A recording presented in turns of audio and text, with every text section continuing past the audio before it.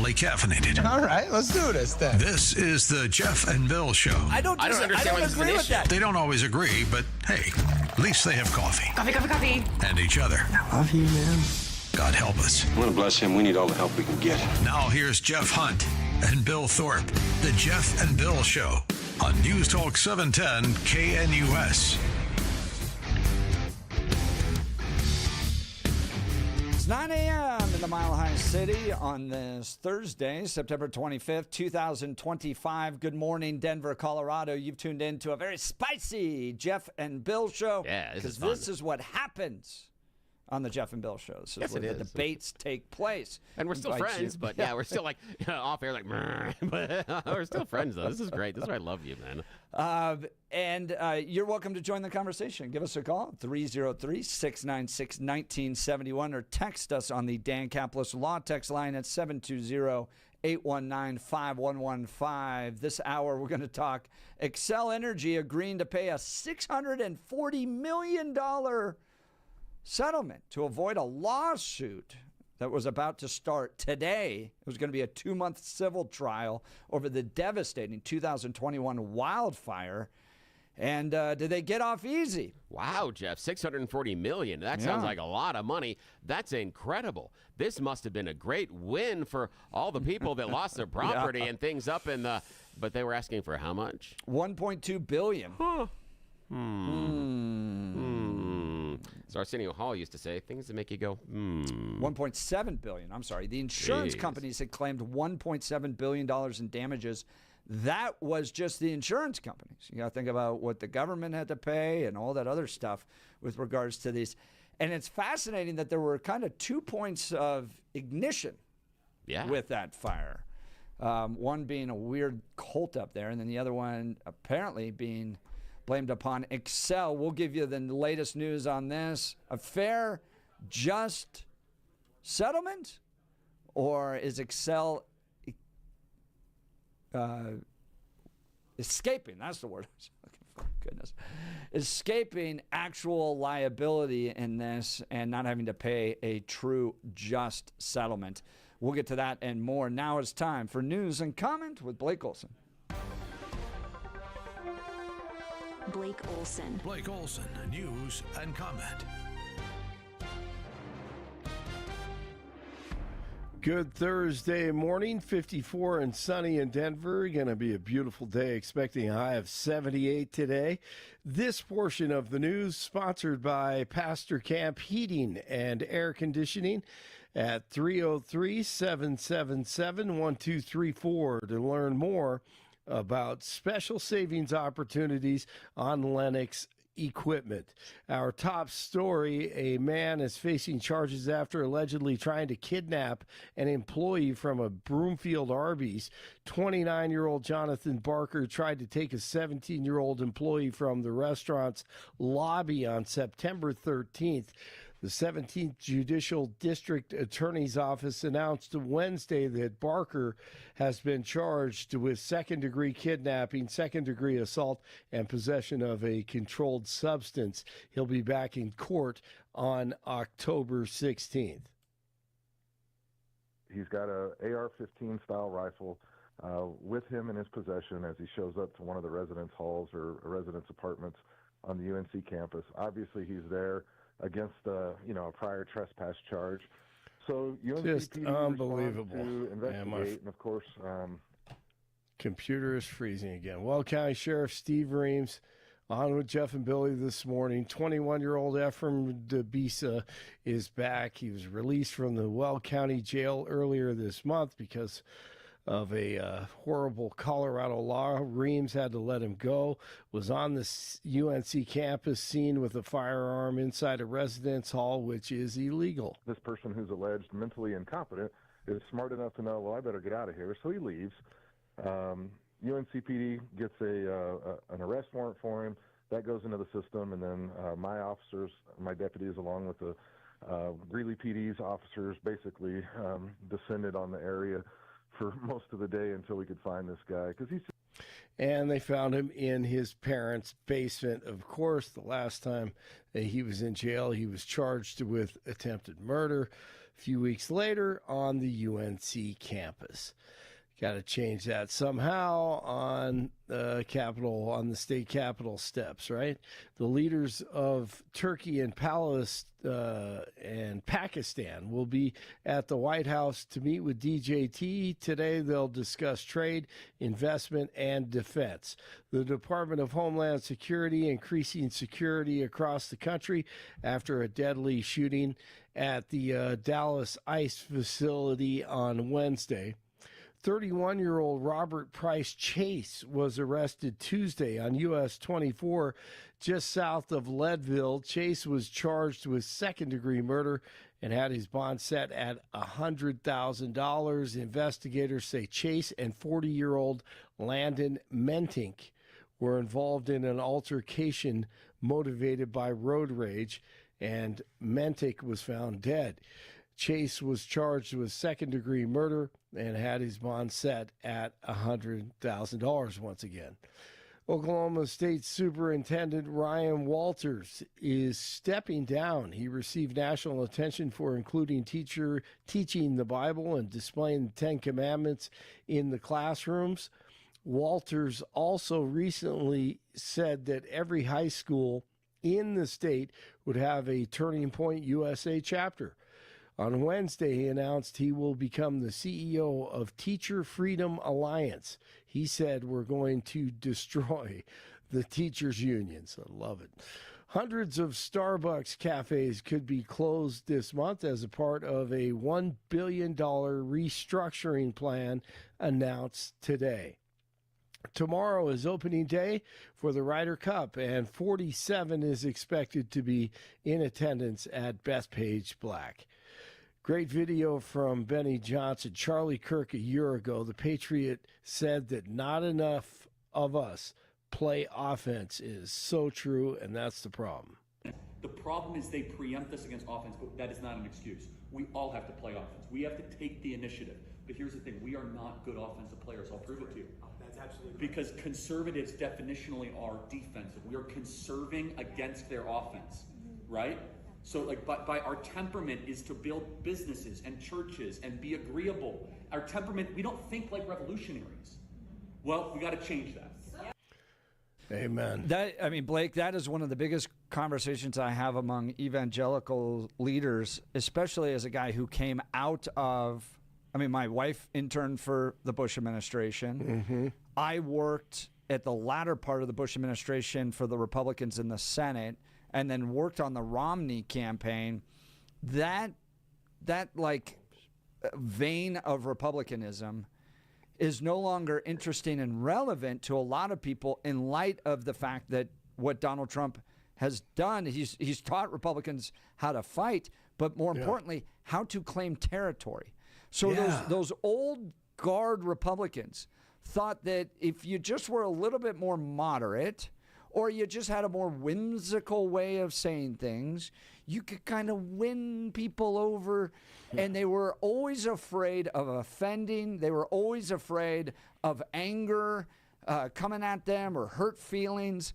And so they prided themselves on being nice and whimsical. That was always the word. Man, that word was thrown around so many times. Really? Whimsical. Just be more whimsical, Jeff. And then people really. And what Trump and Kirk and others at this moment in the Republican Party and in the conservative movement have demonstrated is that you can seize territory, you can be aggressive, you can go on the offense, as he was saying, and you're going to hurt feelings, but you can win things. And when you have to, for instance, confront institutions like higher education that's completely captured by the left, you're going to face pushback. But you've got to keep moving forward, and that's appealing to people right now. Absolutely. I don't want to go to a lecture. I don't want to go here that I need to be more whimsical. I want a strategy to take Colorado back. Yes. More of us have to do it. I agree. It's so true because if they do it, hey, guess what? We have to. It doesn't mean to be violent. Just means to be a happy warrior and be aggressive and stand your ground and know what's right. Let's see. NFL tonight. Charlie was a big NFL fan. Former CSU star Torrey Horton and the Seahawks take on the Cardinals tonight. College football, East Carolina and Army. 51 in Arvada, 52 in Lone Tree, 54 in Denver. Jeff and Billy continue. The terms that are being used here are not understood by the common everyday Joe. Pardon the expression. Blake Olson, News Talk 710 KNUS.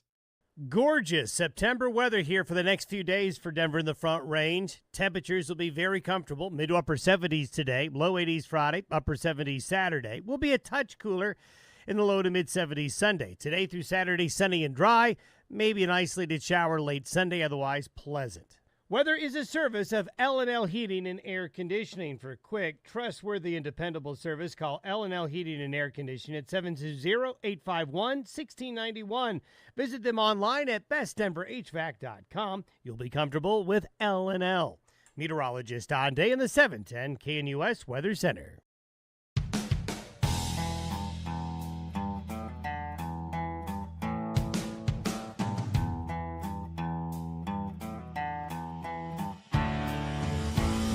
Welcome back to the Jeff and Bill Show from the Denver Post. Xcel Energy agreed to a $640 million settlement on the eve of trial with the more than 4,000 people and companies that sued the utility and 2 telecommunications firms in the wake of the devastating 2021 Marshall Fire in Boulder County. I remember that so vividly.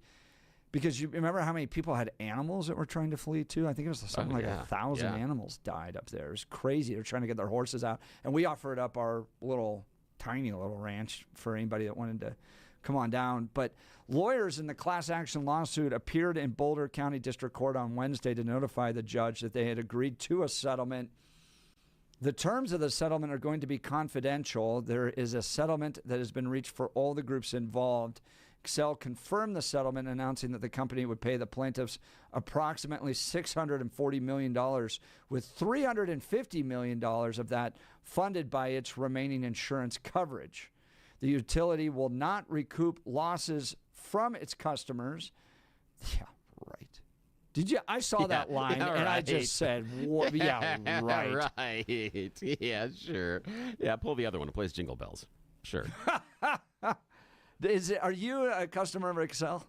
Because I'm not. Unfortunately, yeah. We're on some rural that's all we got. Energy company. That's all that I've got is, So it is as uncomfortable as it is to deal with them. Yeah, that's unfortunate. But what do you do with government monopolies? So, yeah, exactly. I've heard from lobbyists down at the state capitol that if they put names on who actually influences the Capitol, like if they put that on the building like they do with NASCAR, Xcel would be the biggest. Oh, that would be about right, yeah. That they have the most influence down at the state capitol. But anyways, they said it's not going to be recouping losses from its customers. We also have a bridge to sell you. And the 2 telecommunication companies named as co-defendants, Teleport Communications America and Quest Corporations, will contribute an undisclosed amount towards the settlement. The agreement is in principle and remains subject to final documentation and the individual plaintiffs opting in to the negotiated terms. Xcel's announcement of the deal also reiterated the company's insistence that its equipment was not responsible for sparking the most devastating wildfire in Colorado history.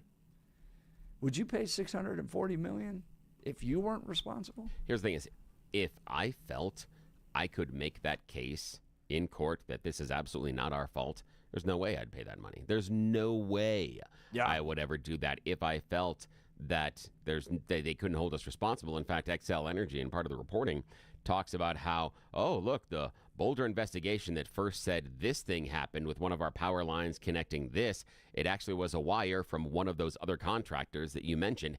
It's that's what actually happened. So we knew that we were going to be able to, wait. They leave the impression that they knew they were going to be held not liable for this, but you just signed the big check. I disagree. If you felt you were so strong and that somehow you have invalidated the investigation of the police, then you go to trial. If I was accused of assault or manslaughter or kidnapping, and I can sit there and say, no, I can show the investigation was wrong and now this new theory is also wrong, we're going to trial. I'm not taking a plea. There's no way I'm taking a plea. No way. The company did not admit any fault, wrongdoing, or negligence in connection with the agreement. In resolving all liability from the claims, this settlement reinforces our long-standing commitment to supporting the communities we serve. Excuse me, Xcel, if I throw up in my mouth a little bit, because I'm dealing with a little issue in our county where you could care less about the communities you serve, because you were just bulldozing high-density power lines through a whole bunch of private property that doesn't want it, claiming eminent domain. Ooh. Now, I have no official position, but are they dropping them above ground, not below? Oh, no. What are they doing? Xcel has said that the below ground is too expensive. I have friends who've had their property taken out there in Elbert County for the stupid high density power line that they want to bring in. So here's what's happened. Jarhead Polis got together and said, we're going to do this green mandate here in Colorado. Okay, well, you need a lot of wind and solar farms in order to do that. Where do you think they're getting built? Where we have a lot of open space. Yes, and guess how we get the power from them to Denver? Got to run the cables. Mm-hmm. Yep. And wait, they aren't going to bury them because it's too expensive. But here's the thing. It's safer, a lot safer. And I would like to refer to Exhibit A, the fire settlement that we are talking about right now. I have a question. I know that probably not a lot of people that work or mover or shakers with Xcel Energy listen to the program because you're probably getting personal spa treatments at Aspen, or you're on your private plane flying to Geneva or something like that, or maybe you're hanging out with someone that owns the Broncos, because why would you listen to something with just Jeff and I? That would be silly. But last time I checked, let's see, the numbers were 640. Yeah, carry the one. Yeah, 640 million.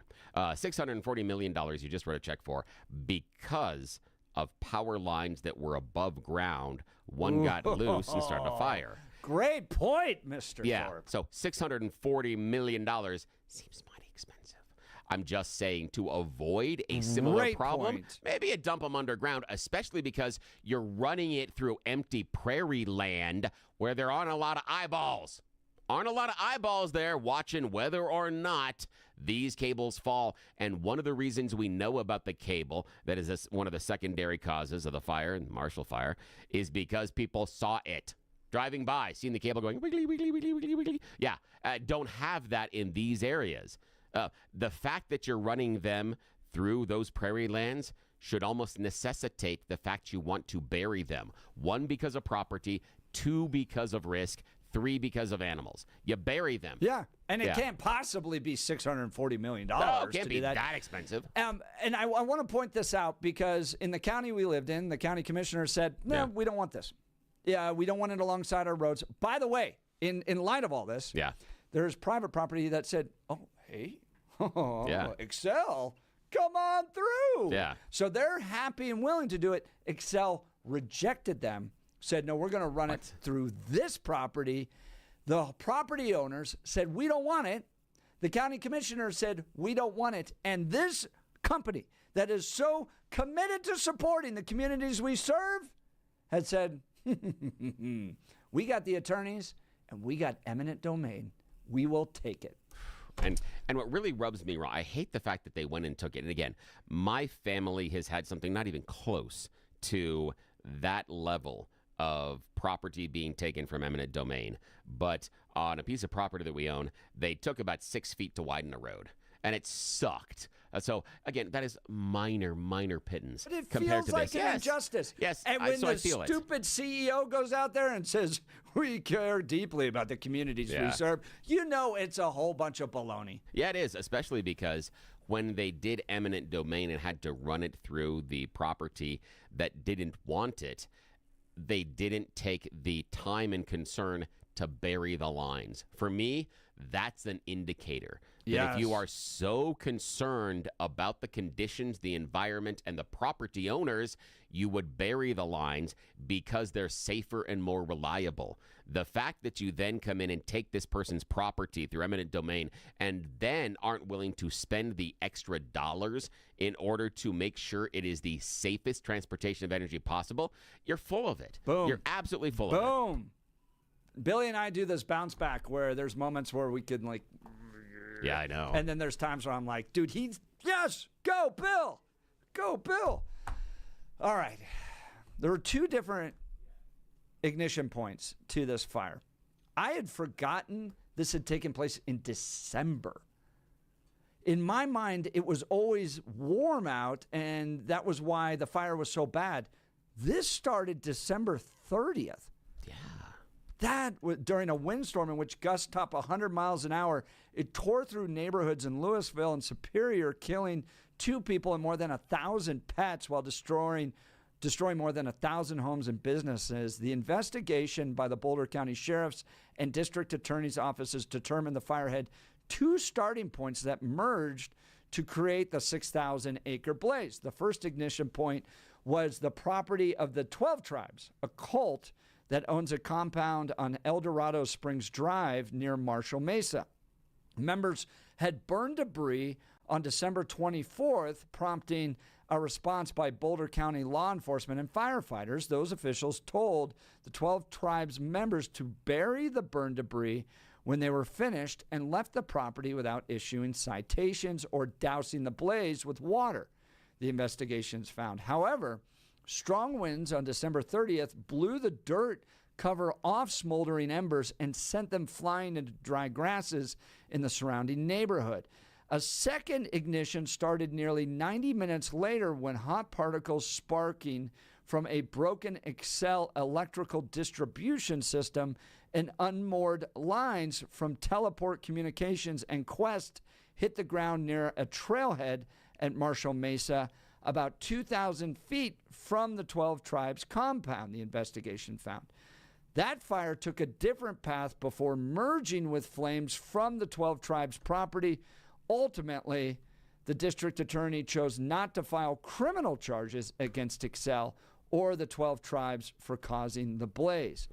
So, that's what the investigation found, but no criminal charges. Yet, Xcel willing to take the $640 million hit to avoid what could be a $1.7 billion or $1.2 billion hit. It kind of annoys me that the people of 12 Tribes didn't obviously, again, not obviously, my opinion is, didn't tramp down over the top of the burn pit. That after covering it up with dirt and soil, that you didn't go through and walk over the top of it and tramp it down. It was one of the things that when I was camping in the mountains in Colorado that I was taught that after you douse the campfire and you bury the embers, you have to turn it over. You don't just leave it there. You turn it over, but then you go and you stomp on the top of it. And the reason why, and again, the reason why that was explained to me is because you are trying to compact any spaces for oxygen that are still left underneath the soil. And what you're doing is you're not giving the embers any oxygen to continue to burn and grow. And by creating that compression, you can really, really significantly reduce any chance of anything continuing to burn and smolder underground, as long as there are gaps in there where those embers still have access to oxygen. But for a week? Oh, that's I know. the wild thing it for me. That would happen on the 24th. Yeah. That must have been a heck of a burn. Oh, yeah. But the issue being, if you have, now let's say that's layers. Let's do it like almost like geological layers, where you have got some up top and then you've got something down in the middle, where if there's some embers burning there, but you've got enough gap with just enough oxygen, yeah, it can smolder as long as it continues to have something to burn. So if it's like a big log, and then or just something that's long and thinner, as long as those embers can slowly continue to consume, but the only way they can do that is with oxygen. So if you have spaces in there and you haven't compressed everything down, you've still got that oxygen space. And also the compression allows some of the dirt and soil to fill in those areas, which would again take away the access to oxygen. Fire needs oxygen to live. One of the things I've taught the kids, you're looking at a fire, water's not always going to be your safest bet. If you can take away the oxygen, fire goes out immediately. Wild. Well, let's get to the phone lines. Nick in Denver. Good morning, Nick. You're on with Jeff and Bill. Morning. Good morning. Thanks for taking my call. Concerning the property being taken from ranchers. Yeah. That is just disgusting. I realize there's such a thing as eminent domain, and the government can hide behind the fact that we're doing this for the public good and all that. But I would like to see a class action lawsuit filed against the state for what they're doing. And I'm sure with all the thousands of laws on the books, they could put a good case together. I wish that was the case. I think it's just cost. I mean, you're going up against a behemoth. How big is Xcel? They can write a $640 million check. They know that they can beat these farmers and ranchers. They know they have the mandate from the governor and the Democrats to produce green energy, and they're just going to steamroll the entire effort. And here's the thing, Nick. Here's how we know what Jeff, my partner, is saying is correct. Because we know they have that, that big coffer of money, and they can fight and fight and fight and just string you along until you will give up. However, what Jeff accurately outlined there is Xcel Energy just wrote the $640 million check, which tells you exactly how much of a tight they found themselves in, because they have the ability to string this out and to purchase those silk stocking lawyers that do such a great job in court, yet they still made the decision to write this check. That tells you exactly how bad, it was cheaper because they knew they were going to get hosed. They knew they have the ability, they have the lawyers that can take advantage of you, myself, Jeff, and the landowners, but they knew in this case, when all the landowners got together, they still were screwed, and they wrote the check. It's a great example. Well, again, I think where there's a will, there's a way. What is happening, they are polluting the original idea of eminent domain. That's the problem. And with all this green energy stuff, the problem with this green energy stuff is that it's driven by ideology, not by science.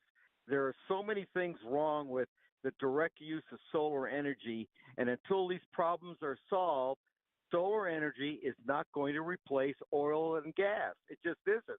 Here, Nick, here's the deal, man. And I may disagree with you about the idea or, the veracity of green energy, but here's where you and I can absolutely find a common agreement. And here's where I think all the people pushing green energy fail, is they push it as a replacement.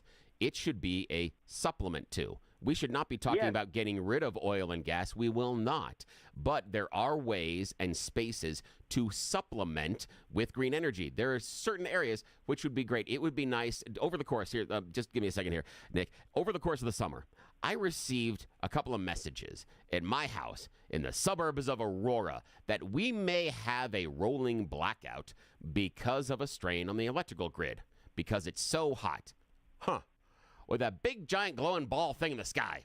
I'm not saying we don't need to use oil and gas. I'm just saying having some ability for the larger grid to supplement with solar panels might help in that case so that the people in the suburbs or even elsewhere in the state don't have to go through rolling blackouts. It's never, the mistake they make is that they talk about it being a replacement. It's never going to be a replacement. Not for years and years and years down the road.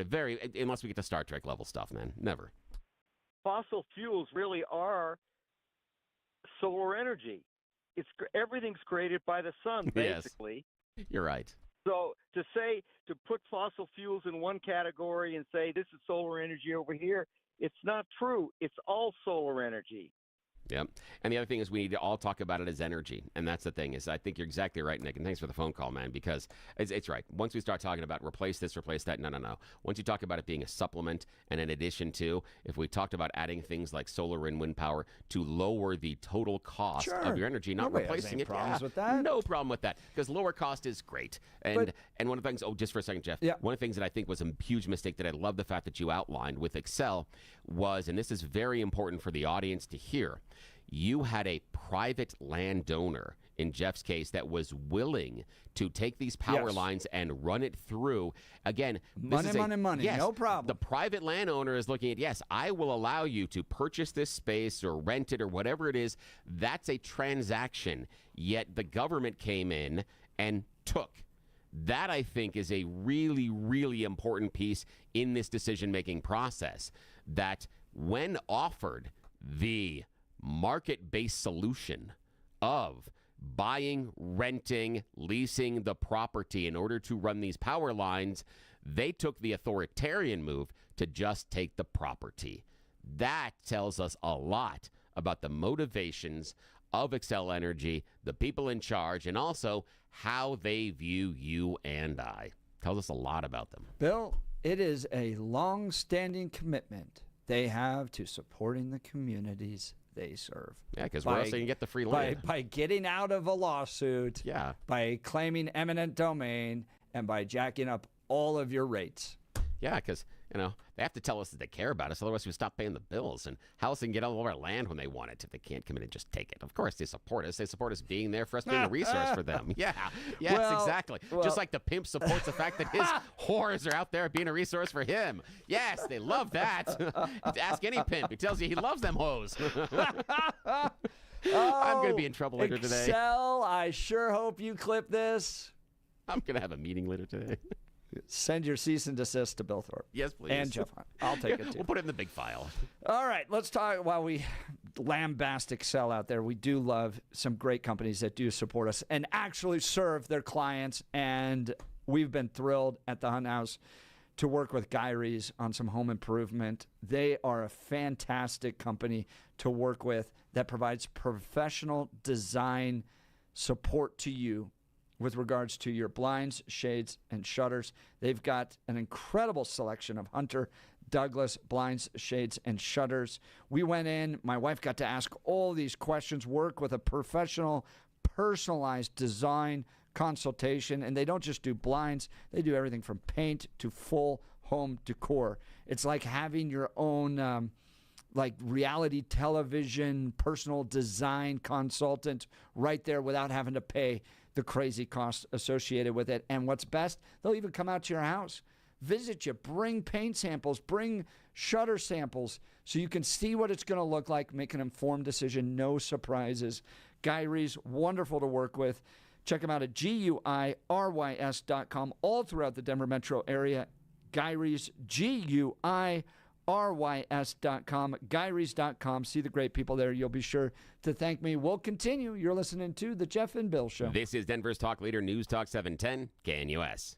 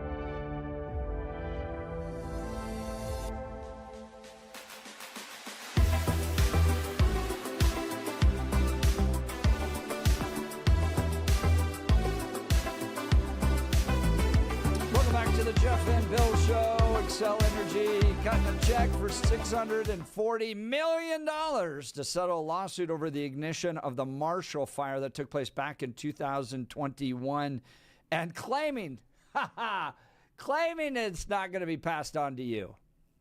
Yeah, right. They're so generous. Yeah. So generous. Yeah, we know that they're all taking massive pay cuts and forfeiting bonus. No, they're not. No, there's no way. Yeah, we're going to pay for this. Our friends over at Common Sense Institute had put out a report earlier this year stating and finding that driven by state policy mandates to reduce greenhouse gas emissions, electricity prices are projected to grow at more than 3 times the rate of inflation and nearly 13 times the growth rate from 2010 to 2020.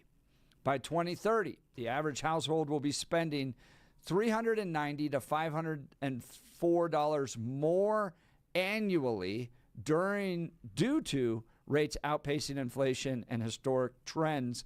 All households combined will spend between $970 million and $1.25 billion more. The average electricity rate will grow by 56% from 12 cents per kilowatt to 18.4 cents per kilowatt. Rates would grow just 16% at a 2.5% rate of inflation and only 4% of the growth rate seen between 2010 and 2020. So, yeah, it's all getting worse. The contrarian in me wants to say, well, it's great that we got President Trump in power because he said he was going to lower all of our energy rates by 50%. So then that 50% increase is going to go away. So we'll all be even. That'll be great. Can't wait. I know. If Trump could be governor too, Bill, everything would be great. I said all of us get 50% less. But, yeah, it's the idea that Xcel is not going to pass on the cost to us is a farce. Of course they are, because it ends up being a debit on their accounting balance sheet, and they have to balance that out. And the only way you balance out the debits is with credits. And in order to balance it, that means you have to increase the stuff on the credit line, which would mean increasing revenue. Where do you get the revenue? Oh, yeah, that's right, you and I. That's how this has to happen, because none of us listening to the Jeff and Bill show think that Xcel Energy is going to operate at a significant financial deficit out of the goodness of their heart because they are super concerned about us, that they're really, really worried about whether or not we can put bread on the table, whether or not we can pay our energy bills, whether or not we can pay our rent or our mortgage. That's not their overriding concern. Their overriding concern is how much of the monies are we making? And when you take out a big chunk of it, it has to be made up somewhere. And as we've all observed inside of corporate America, of which Xcel does respond to many of those same market pressures, not all of them because they're a government monopoly, but some, they don't take that money out of the people's salaries. Let's go back to the financial crisis in 2008, where Goldman Sachs and the others began to crash the economy, possibly making it into a worldwide catastrophe. Now, bravely, us, the U.S. taxpayers, stepped up and we took care of it, and we shored up all of their accounts, and the people in charge still got the Christmas bonuses. So that's how it works. In this article by Common Sense Institute detailing how our energy costs are going to go up is in part because of the state's push towards this green energy mandate that they want to get to 100% green energy, I think, by 2040. Yeah. Now, in order to do that, in this article, they talk about the growth of solar. So solar is where all the growth's going to be, because they are literally taking sledgehammers to coal plants. Yeah. So they are shutting down the coal plants. And it has to be solar here because we don't have enough consistent wind nor geothermal. So we have a little bit of geothermal, but not nearly what we need, not even close to what we need. So knowing that it's got to be solar. Oh, sorry, hydro too. Can't do that. Go ahead. That's right. Knowing that it's got to be solar, here's the headline from the New York Post. Yes. $2.2 billion solar plant in California scheduled to be turned off after years of wasted money because it never lived up to its promises. if you may have driven by this, because I used to go to college in California, so I'd have to drive out there multiple times a year and back and all that stuff. You would drive by this massive thing in the Mojave Desert with all these mirrors and these big towers. Yeah. Yep. And they were going to reflect the mirrors and build all the solar panels. Well, it spent $2.2 billion to build. Construction began in 2010, was completed in 2014, and will now be closed in 2026 after failing to efficiently generate solar energy. In 2011, the U.S. Department of Energy under President Barack Obama gave them $1.6 billion in 3 federal loan guarantees for the project. And this was, quote, an example of how America is becoming a world leader in solar energy. But ultimately, it's been more emblematic of profligate government spending and unwise bets on poorly conceived, quickly outdated technology. This solar plant stands as a testament to the waste and inefficiency of government-subsidized energy schemes, said the CEO of American Energy Institute. So California spending a lot of money to build this, push all of it towards solar. They can't make it happen. I'm sorry, but what do you think is going to happen here in Colorado? You think we're going to be able to magically figure this thing out? Of course not. I don't think we can, because I don't think the people that are making the choices are looking at how it can impact the average consumer and the average Coloradan. And what I mean by that is, here's the example inside of California. This was, in my mind, part of the ridiculous nature of this giant solar array. The fact that you're dropping it out in a large field, and it's going to, again, change the ecosystem. It's going to change the area around it. They were doing it with some mirrors, which, again, there's a little bit of a problem for me with that one rather than traditional solar cells. But you're creating this large area that basically becomes dead space. Now, the advantage to solar is the fact that we can put it in very interesting, difficult, and compact places. What I mean by that is, in my mind, if Colorado was really serious about pushing towards green energy, they would be looking at putting a whole bunch of solar panels on top of buildings and houses, because those are structures that already exist. You're not taking up any additional land footprint, and you're also not covering up anything as far as the ecosystem. Plus, when the sun is out, anything that faces south is going to be fantastic. That, if you wanted to supplement the power source and generation in any community, dropping solar panels on top of existing structures seems to make a lot of sense. Is it a replacement? No. Is it a supplement? Yes. But going into the middle of a field and setting up a large solar array, to me, is a really stupid use of time, space, and money. I think we can do it better. That's why I like the idea of solar power generators or cells underneath roads. There could be a lot of things there. Why now, we're not just there go yet. nuclear? I think we're we're all landed in nuclear. Could be some of that, too. I got no problem with it. There's some amazing technological advancements in nuclear as well. Amazing There's been stuff big going on. advancements, and it's one of those things that both Chris Wright and Jared Polis seem to appreciate.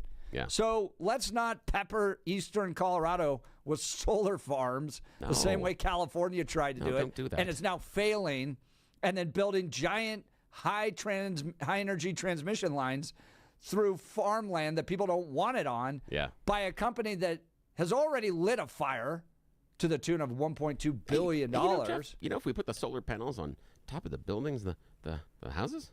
Yeah, those transmission lines already there. Don't have to build them, do we? No. Shocking. But leave it to us to be efficient about this whole process. That doesn't work That might at actually all. save people money. Yeah, no, we don't want to do that. We'll continue. Remember, who's the horse in this one?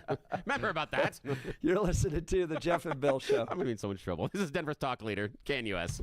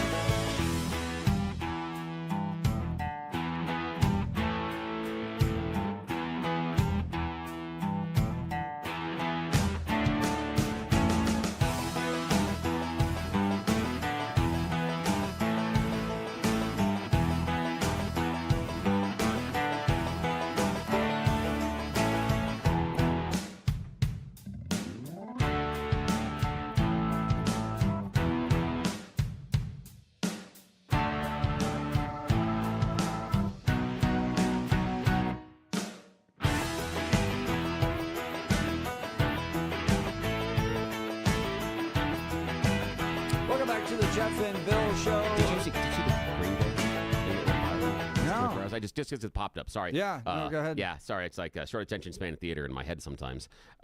Recently, there was a thing that went viral. Green Day. Woman is at Riot Fest with her autistic son. Autistic son recently it's his birthday that day, or like right around it. I want to say on that day, and they're up near the stage. The son loves Green Day. That's the only thing the son wants to see. And so she, unfortunately, has to go to the bathroom. She leaves. She can't get back to the stage. She can't find her son until she sees him up on stage with the band.